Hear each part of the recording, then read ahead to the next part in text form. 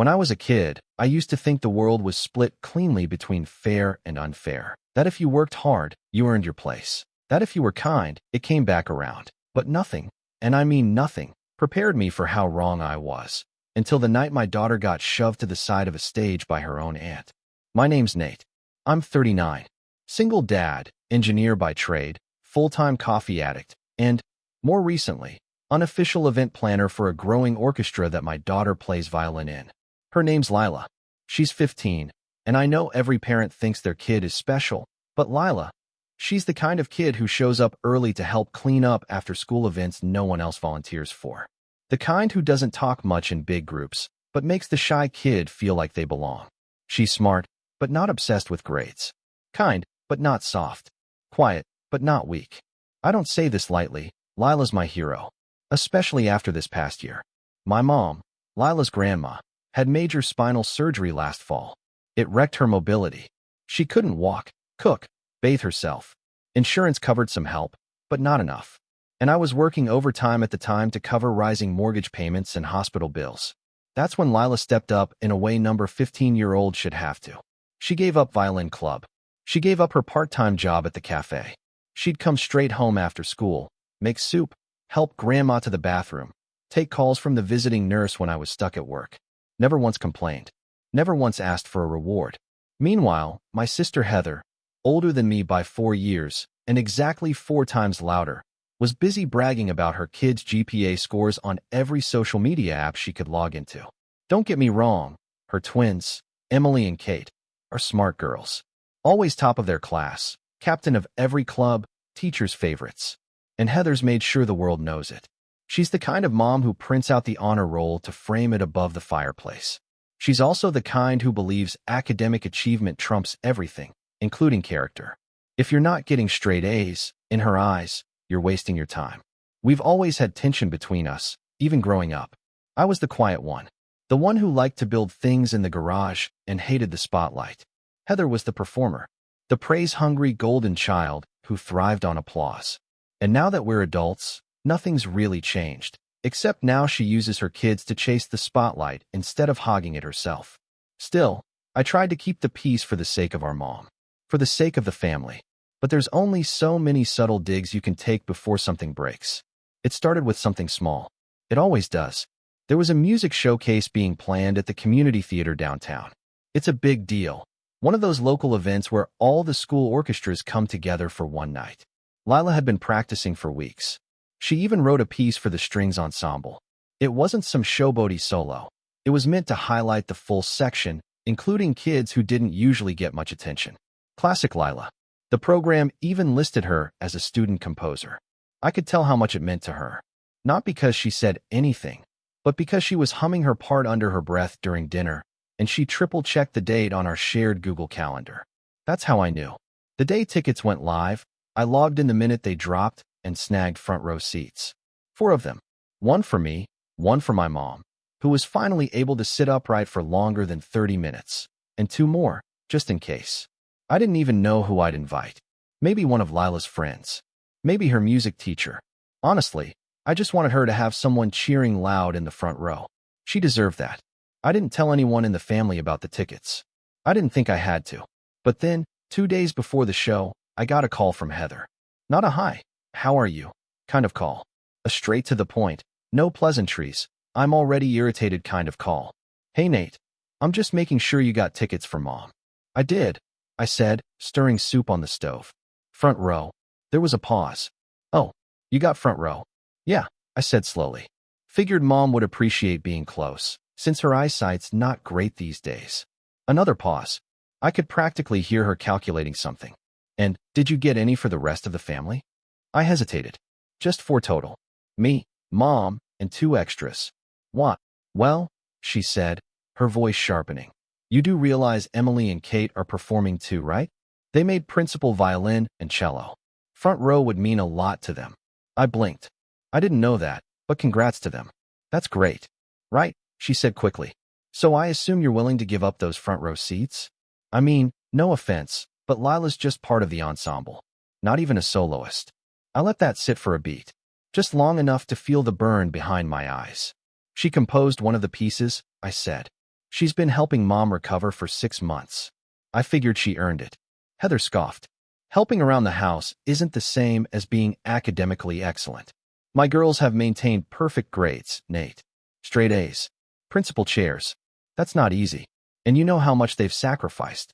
They've earned the spotlight. I wanted to hang up. I almost did. But instead, I said, I already bought the seats, Heather. There was silence. Then, stiffly, fine. Just don't expect the rest of the family to sit behind some ensemble player. Click. I stared at the phone for a long time. Then I looked over at Lila, who was sitting at the kitchen table, helping Grandma adjust the Velcro on her wrist brace while reading a book on her lap. She looked up and smiled like nothing had happened. I didn't tell her about the call. The next day, Heather posted a status on Facebook. So proud of my girls earning principal positions. Can't wait to watch them shine from the front row. And just like that, I knew she wasn't going to let it go. She wanted to fight. She wanted the spotlight.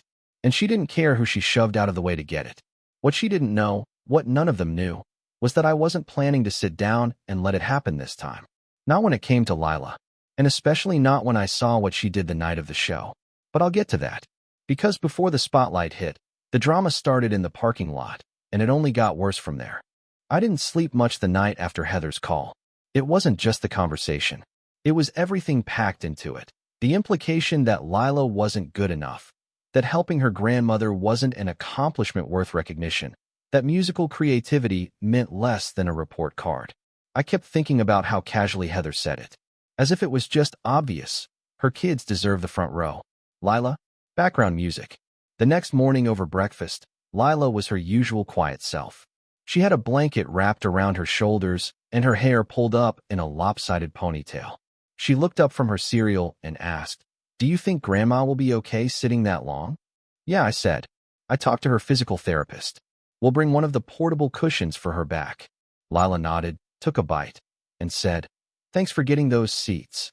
I paused. "You knew?" She smirked a little. "Grandma told me." She was excited.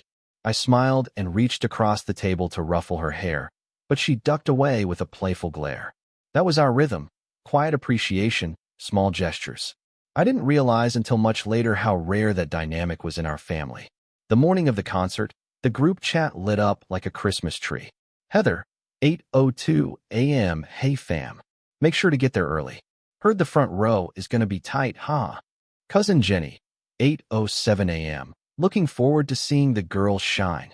Aunt Mira, 8:12 a.m. Can't wait. Emily and Kate have been working so hard. No mention of Lila. Not even a generic, proud of all the kids message. I considered typing something. A gentle reminder that my daughter existed. That she had written one of the ensemble's original pieces and had been practicing after midnight most nights while still taking care of our mom. But I didn't. It wasn't worth it. Not in that chat. Not when I knew Heather would twist anything I said into a guilt trip or a lecture. By noon, I was on edge. That's when I got the email from the event coordinator. It was short.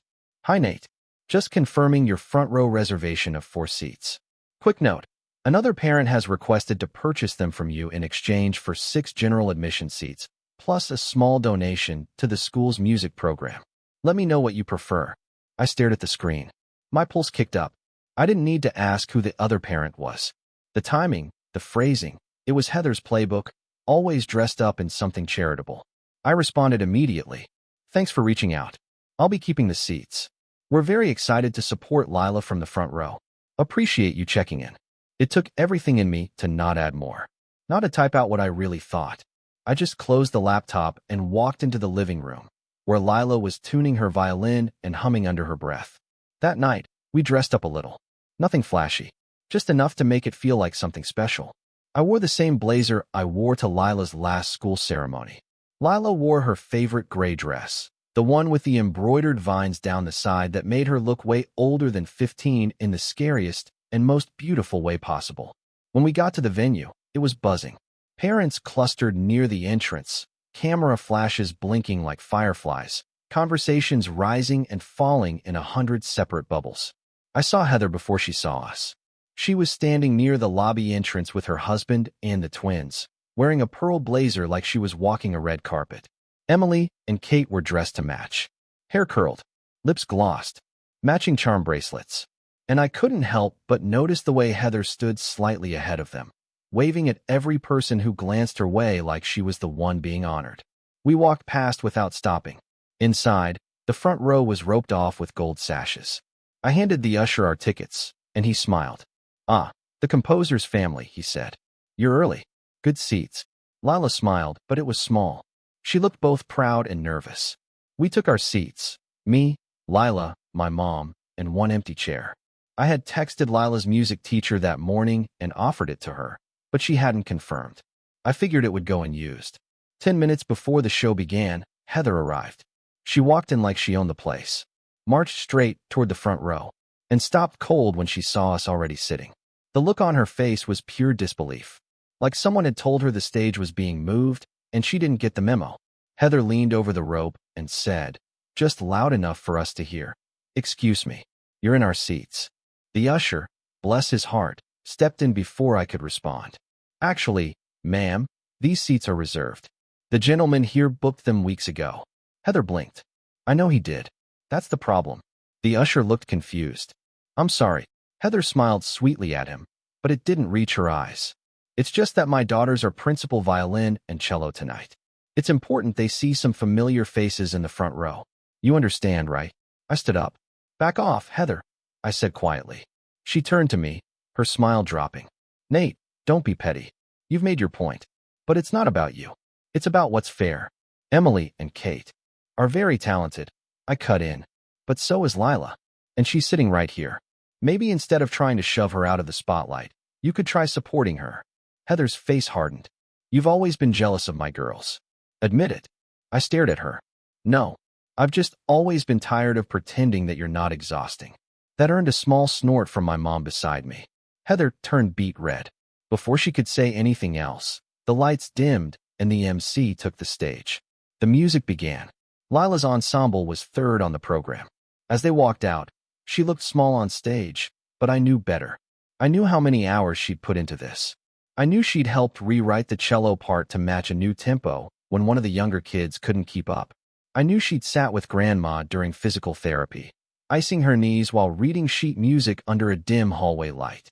She stood tall and proud, violin tucked under her chin. When her piece began, it didn't open with fanfare. It started soft, tentative, like a memory forming in the dark. Then it grew, layering into something rich and strong. I saw heads tilt. People sat forward in their chairs. It was good. It was really good. When the piece ended, there was a beat of silence, like everyone needed a second to breathe again. Then thunderous applause. My mom wiped at her eyes. I stood and clapped so hard my palms stung. And that's when it happened. As the kids began exiting the stage, I felt a tap on my shoulder. I turned. It was Heather. She leaned in, voice like a knife. "Your daughter didn't deserve front row seats." I froze. "She's not the one who's been working her butt off for years to be at the top," she went on, eyes flicking to the stage where her girls were prepping backstage. "Emily and Kate are going to college for this. Lila, this is just a hobby. Don't pretend otherwise." I stared at her. My ears were ringing. I couldn't believe she had the gall to say that now, after what we'd just witnessed. But I didn't yell. I didn't argue. I just smiled. "You're right," I said softly. Heather blinked. Then I walked out into the lobby and made a phone call. Because I hadn't told her the full story. I hadn't told anyone what I'd really done when I booked those tickets. And in 10 minutes, she was going to learn exactly what kind of hobby Lila had turned into. I wish I could say I was calm when I stepped into the lobby, but that would be a lie. My hands were shaking. Not from anger, exactly, but from that specific cocktail of emotions you only get when someone belittles your child in public, in front of family, after she's poured every ounce of her time and heart into something beautiful. Heather's words echoed in my head. Your daughter didn't deserve front row seats. Not didn't earn them, didn't deserve them. There's a difference. And Heather knew exactly what she was saying. I pulled out my phone, took a breath, and made the call. Hey, it's Nate Jacobs, I said, walking down the side hallway away from the crowd. Just confirming we're still good for the second part? The voice on the other end chuckled. Of course. Everything's on schedule. She has no idea? None. I said, my throat tight. She's going to love it. I smiled despite everything. Thanks again. I'll be back in my seat in a minute. The hallway was quiet, dimly lit. I stood there for a moment, letting my heart settle, before turning back toward the theater doors. But as I reached for the handle, I heard a voice. Heather's. She was around the corner, just past the women's restroom, whispering sharply into her phone. I'm telling you, it's ridiculous. They let her daughter compose something, but they didn't even offer mine a solo. It's all politics. Her little ensemble piece isn't going to matter when my girls get scholarships. And did you see how she was dressed? Like she got dropped off from a thrift store. I stopped cold. I know I shouldn't have listened, but I did. Every word. If Nate weren't such a martyr, maybe he'd realize he's holding her back. She could have been great with the right parents pushing her. That one knocked the wind out of me. I stepped back, breath catching, a wave of shame I didn't expect washing over me. Was I holding Lila back? Had I done something wrong? Should I have forced her into more lessons, more clubs, more competitions? I'd always let her set the pace. Maybe that was a mistake. I turned and walked back to my seat without a word. My mom must have seen something in my face because she squeezed my arm when I sat down, but she didn't ask. The concert continued, but I barely heard the rest of it. All I could think about was that whisper. With the right parents, she could have been great. When the lights came up, I stood and clapped automatically, barely noticing the bows and the closing speech. Lila was smiling shyly at the applause, her cheeks pink. I clapped harder. My mom stood beside me, beaming with pride. But there was a knot in my chest I couldn't untangle. After the show, the theater spilled into the lobby again, filled with proud parents and kids in black dresses and slacks. Heather was already holding court near the refreshment table, flanked by Emily and Kate, accepting congratulations like it was her name on the program. When Lila emerged from backstage, she made a beeline for us. I hugged her tighter than I probably should have. You were incredible, I said. Truly. Thanks, she said softly. I messed up one of the notes in the bridge. No one noticed, my mom said firmly, wrapping an arm around her. It was beautiful. Before I could say more, Heather appeared beside us, sipping from a paper cup and smiling tightly. Well, she said, that was a lovely performance. Thanks, Lila said politely. You know, Heather continued, Emily and Kate are doing a workshop next weekend for pre-college additions. I could ask if there's still room. Not sure how much help it'd be at your level, but... Lila blinked. Thanks, but I'm not auditioning for college yet. Heather smiled. Right. Of course. I just thought it might give you some structure. You know, real music training. My mom shifted beside me. I clenched my jaw. Lila just nodded. Okay. That was it. She didn't argue. She didn't defend herself. She just stood there, shrinking an inch with every word. I hadn't seen her like that in months.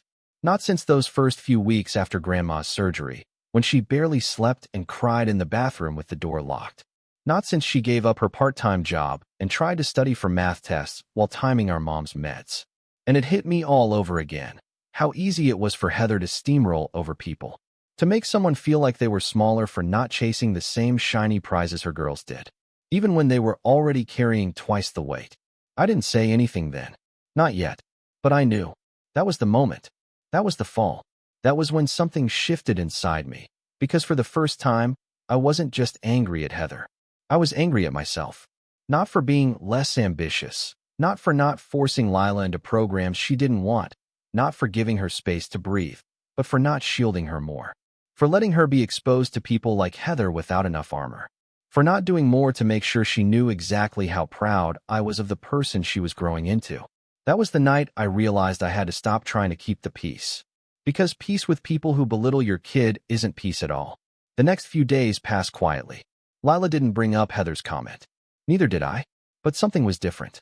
She was quieter. Not sad, just flat. She didn't hum around the house like she used to. Didn't pull out her violin in the evenings. She went to school, came home, did her homework, helped Grandma, and went to bed. I asked her one night if she wanted to go out for ice cream. Just us. She smiled and said she was tired. That night, I sat at my desk and opened my laptop. I'd been putting it off for weeks, mostly because I didn't want to pressure her, but now it felt important. There was a music mentorship program I'd heard about months ago through a friend in my engineering circle.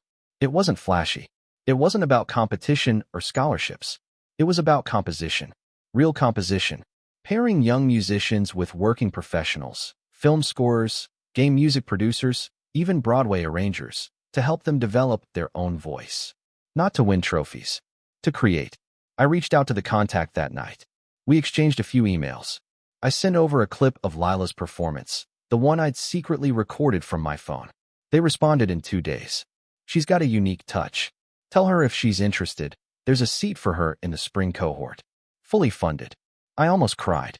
When I told Lila, she didn't react at first. Just stared at the email. You don't have to say yes, I added quickly. But they heard your piece. They liked it. And they want to help you keep writing. No pressure. She blinked a few times. Then looked up at me. Are you serious? As a heart attack. She smiled, slowly, at first. Then wider. And just like that, the light came back into her eyes. That weekend, she started writing again. She brought her violin back into the living room and started scribbling little notes on sheet paper, testing melodies, humming fragments of ideas into her phone. She wasn't trying to be the best. She wasn't trying to beat anyone. She was just creating. And for the first time in weeks, she looked alive.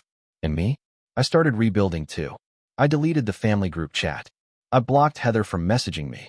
I took my mom out to lunch, just us, and told her everything. About the conversation I overheard. About the way Heather had tried to buy the front row seats. About the mentorship offer. About how I wanted to do more. Be more. Not just for Lila, but for myself. You're already more than enough, my mom said, gripping my hand across the table. But if this is about finally setting boundaries, then good. It's time. I nodded. And for the first time in years, I felt like I was reclaiming something I hadn't even realized I'd lost. That feeling stayed with me all week. Right up until the night of the orchestra fundraiser. The one Heather planned. The one where everything changed again. Because I showed up with Lila, quiet, smiling, composed, and Heather had no idea what was coming. It's funny how you can spend years tolerating someone, dodging their insults, letting things slide, biting your tongue for the sake of peace. And then, in one moment, all of that patience calcifies into something sharper, something colder, something that doesn't care about peace anymore. For me, that moment had already passed. By the time the orchestra fundraiser rolled around, I was no longer interested in just defending Lila.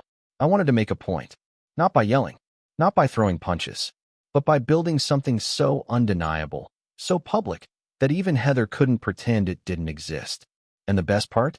I didn't have to lie, exaggerate, or manipulate a single thing. All I had to do was shine a light on what had already been there the whole time. Lila's kindness, her effort, her quiet brilliance. I just needed the right stage. And wouldn't you know it, Heather handed me one. She was the lead organizer of the spring fundraiser for the district orchestra program. It was a black-tie event at the country club where she and her husband held their annual holiday party. Tickets were $150 a head, with proceeds going toward new instruments, sheet music, and travel costs for out-of-state competitions. Every family was expected to contribute, either by buying a table, donating auction items, or helping coordinate the event. Heather, of course, took the reins like she was running a Senate campaign. She created a color-coded spreadsheet with donation goals and assignments. She delegated auction item outreach to less busy parents. She even assigned roles to the students, most of whom had no idea they were about to be paraded around like decorative centerpieces. Lila, naturally, was put in charge of coat check. When she told me, I laughed. Not at her, but at the predictability of it all. She said I'd be best suited for something low pressure, Lila said with a shrug. Did she? I said.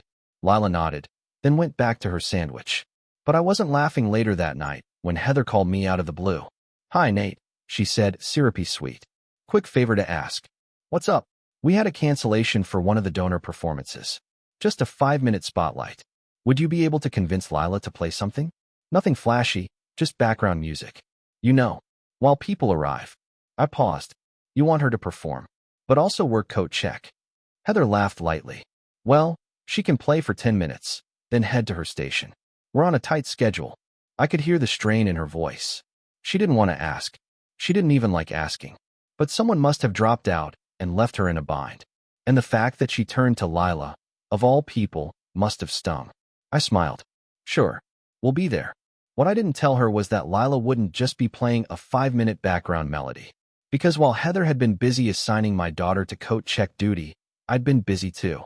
I'd met with the mentorship program director, the one who'd seen Lila's composition.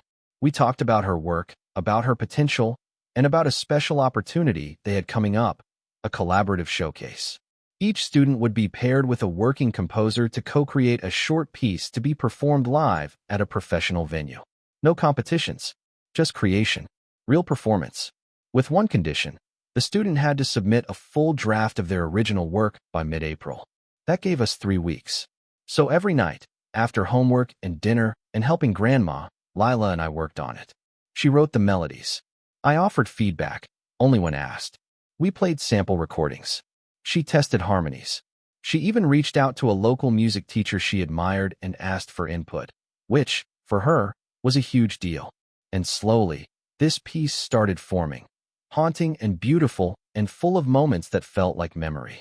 She titled it Quiet Hours. I couldn't think of anything more fitting. So when Heather called about the fundraiser, I saw it immediately, the setup, the perfect moment. Heather wanted Lila to be background noise. I was going to make her the centerpiece. I called the mentorship program director again. I asked if there was any chance they had someone in the area who might be free to accompany Lila live. She said, "Give me a few days." 2 days later, I got a call from a man named Simon, late 30s, jazz pianist, soundtrack composer for indie films. He lived one town over. He'd heard Lila's recording. He was in. Next, I called the event coordinator at the country club. Not Heather, the coordinator. A woman named Elise, mid-40s, very professional.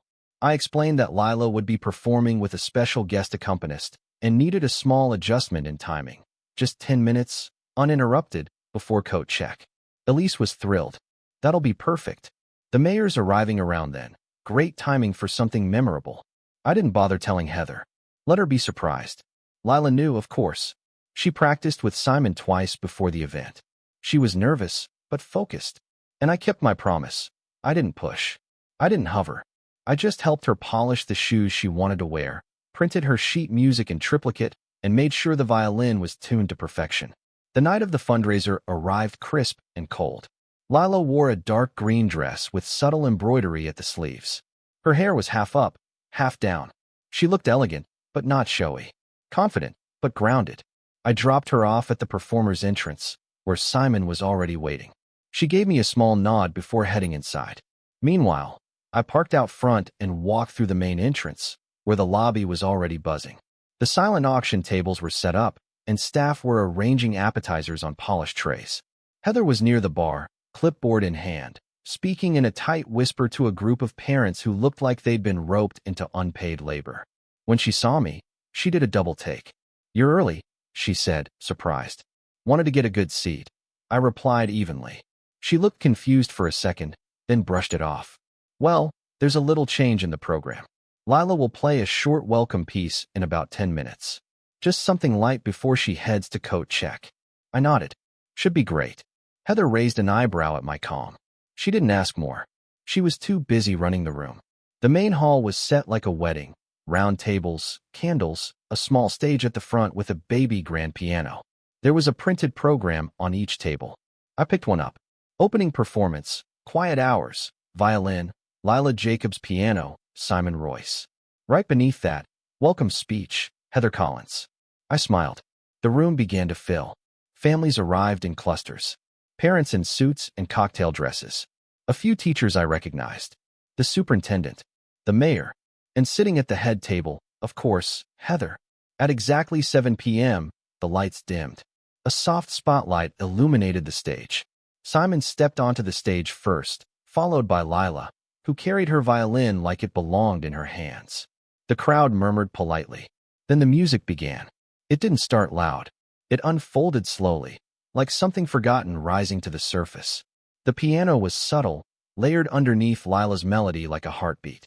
The violin line wove in and out of quiet harmony, pausing in places that felt like breath, like memory.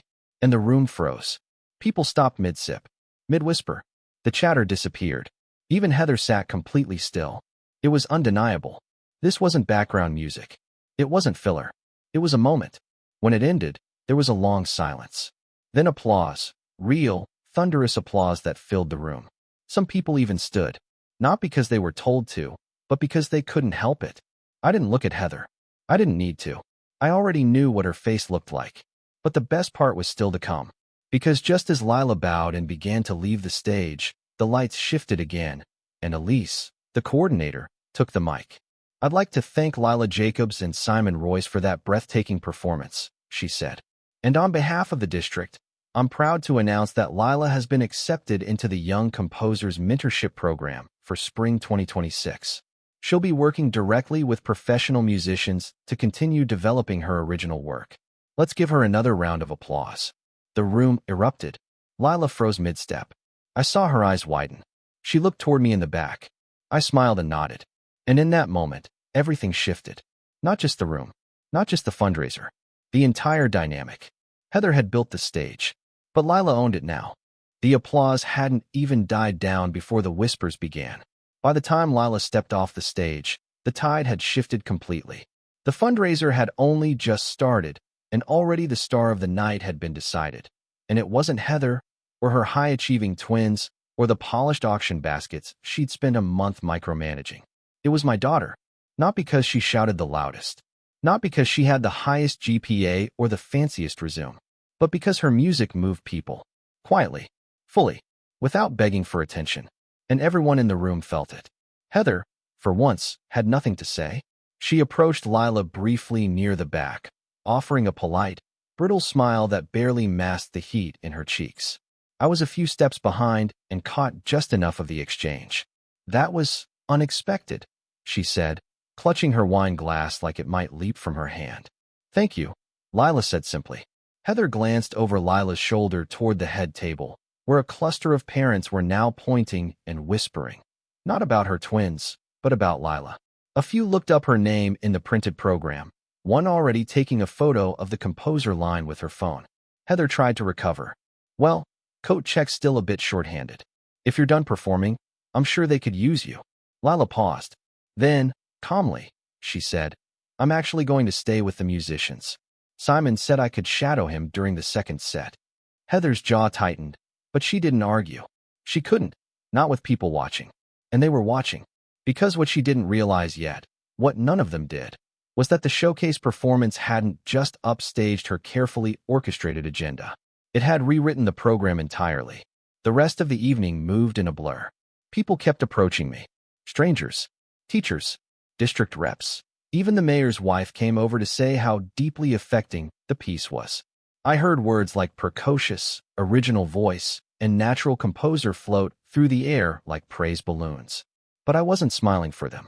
I was smiling because I saw Lila, flushed, surprised, unsure of what to do with all the compliments, but standing tall through all of it.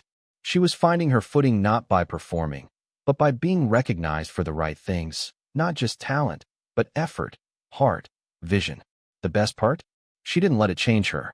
She thanked people, smiled gently, and slipped off to sit quietly with Simon and another musician, listening to their notes like it was a regular night. Because for her, it wasn't about being better than anyone. It was about making something that mattered. I didn't tell her the rest until the following week. When the fundraiser concluded and the online recap went up on the school's website, Heather made one last attempt to reclaim the spotlight. She wrote a 3-paragraph piece congratulating the orchestra, highlighting the twins' hard work, and thanking herself, in third person, for organizing a seamless and impactful night of generosity and talent. But the comments told a different story. Out of 42 public replies, over 30 mentioned Lila by name. A few asked if her piece was available online. One parent even suggested creating a special student spotlight in future fundraisers for original works. The tone was clear. The night didn't belong to Heather. It belonged to the girl she tried to shove behind a coat rack. But the real fallout came later. 2 weeks after the fundraiser, I got a call from Elise, the same event coordinator from the country club. She wanted to let me know about something delicate. Apparently, Heather had submitted a proposal to chair next year's fundraiser as well. And while her contributions were appreciated, Elise said the board had chosen to go a different direction. They wanted someone who could bring more creative vision and student-centered storytelling. And guess who they picked? Me. Not because I campaigned for it. I didn't even apply. But enough parents, moved by Lila's performance and the authenticity behind it, had suggested my name that the board reached out to me. I asked Lila before accepting. "I don't want to make it a power thing," I told her. "But I also want to make sure it's a space for kids like you, who aren't chasing gold stars, but who care, really care." She looked up from her notebook, She was sketching cover art for her next composition and said, "Do it." So I said yes. And that's when the cracks in Heather's carefully crafted empire began to show. I didn't go out of my way to embarrass her. That's the thing about revenge done right. It doesn't need spectacle. It just needs to let truth rise, quietly, until the people clinging to the illusion have nothing left to hold. I didn't take away her friends. She did that herself, slowly, as more parents started pulling away from her constant competitiveness. When she tried to start a group chat for next year's fundraiser, only 2 people joined, and one of them muted the conversation immediately. I didn't sabotage her twins. They're good kids. A little absorbed, maybe, but not cruel like their mom. They kept their heads down. And when the mentorship program director announced the upcoming open call for next year's applicants, guess who asked me? Me. If I'd review their portfolios before submission. "Emily," she said, "you're the only one who seems to actually care about the music more than the score sheets." I told her I'd be honored. Heather, of course, wasn't thrilled. But by then, she'd lost her grip on the narrative. Because the truth was out. And not just about Lila. About all of it. About how Heather ran things for attention.